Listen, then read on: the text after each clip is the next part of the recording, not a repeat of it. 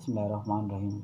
Today in this lecture we will discuss about the section 20, subject the Contract Act 1872, agreement right where both parties are under the mistake as to matter of fact.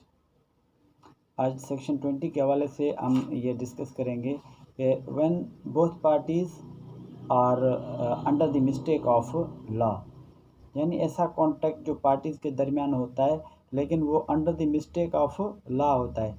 Which contract is under the mistake of law, that contract cannot be enforceable before the law. Which kind of the mistake, किस किस्म की mistake होती है और किस किस्म की mistake नहीं होती. लेकिन इसमें there is a bona fide mistake of the parties, यानी when both parties are entered subject the contract, both parties are enter the contract and on the basis of not malified mistake but the bona fide mistake. malified mistake वो होती है कि वो intentionally जो है किसी के साथ फ्रॉड करके वो मिस्टेक की जाती है. लेकिन bona fide मिस्टेक ऐसी मिस्टेक होती है जो which cannot be committed at the basis of fraud, misrepresentation and coercion. लेकिन ऐसे बुनियाद पे वो मिस्टेक नहीं की जाती, लेकिन एक म्यूचुअल कंसेंट भी नहीं होती, एक म्यूचुअल अंडरस्टैंडिंग के हवाले से एक पार्टीज़ के दरमियान मिस्टेक हो जाती है.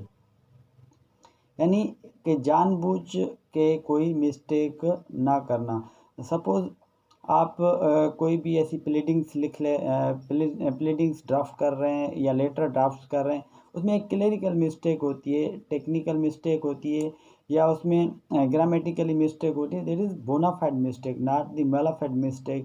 या आपने वो जानबूझ के मिस्टेक नहीं की, बल्कि आपने वो जो मिस्टेक आपसे हुई है at the option of bona fide mistake, not mala fide mistake. Mala fide ये होता है कि आप लेटर लिख लें जानबूझ के, आप उसमें जो है ना उसमें एक मिस्टेक कर रहे हैं. That is mala fide mistake. Mala fide mistake वो होती है जो बदनीयती के बुनियाद पे हो, और जो बोनाफाइड मिस्टेक होती है that is not on the basis of malafide. बदनीयती की बुनियाद पे वो मिस्टेक नहीं होती पार्टीज़ के दरमियान. तो इस सेक्शन 20 के हवाले से ये डिफाइन किया गया है कि when both parties are under the mistake of law, यानी जब when both parties are inter subject the contract under the mistake of law, that contract is void contract. जब दो पार्टीज एक कॉन्ट्रैक्ट करती है उस कॉन्ट्रैक्ट में under the mistake of law, यानी मिस्टेक के बुनियाद पे करती है, that contract is void contract. Simple सा एग्जांपल है, इसमें इलस्ट्रेशन भी दी गई है, तो आपको मैं एक सिंपल सा एग्जांपल दूं. जैसे अभी जो हमारे पास एक मौजूदा सिचुएशन चल रही है, देखें जो हालात हैं पाकिस्तान में, ईरान में और अफ़गानिस्तान में हो गया, इसके बाद इटली में हो गया, चाइना में हो गया, सब्जेक्ट दी कोरोना वायरस. अब दो पार्टीज कॉन्टैक्ट में एंटर होती है कि ईरान से जैसे माल आएगा वो मैं आपको डिलीवर कर दूंगा, तो आप मुझे पैसे उसके हैंड ओवर कर देंगे. अब दो पार्टीज़ के दरमियान ये कॉन्ट्रैक्ट हुआ है, लेकिन दोनों parties both parties are under the mistake of law. इनको ये नहीं पता कि ईरान का बॉर्डर बंद हो चुका है.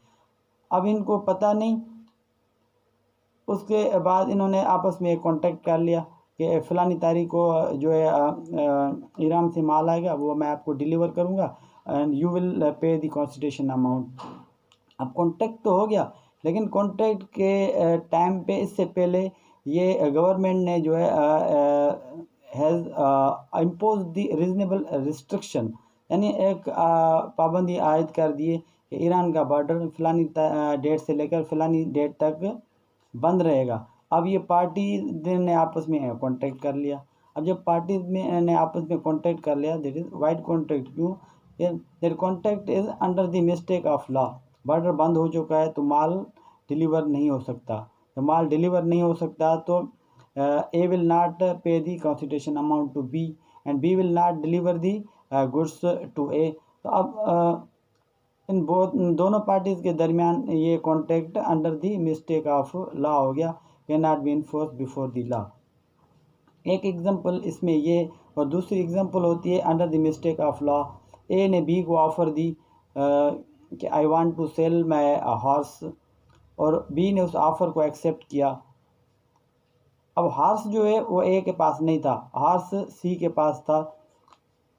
ए ने सी के साथ विदाउट एनी नोटिफिकेशन और contact as employ of the, C is the employ of A ने बी के साथ कांटेक्ट कर लिया, लेकिन सी से ए ने नहीं पूछा कि इन विच कंडीशन हॉर्स हॉर्स यानी उसको हॉर्स किस कंडीशन में। अब दोनों ने कांटेक्ट तो कर लिया, लेकिन जो हॉर्स है वो एक्सपायर हो चुका है at the time of agreement, या इससे एक दिन पहले।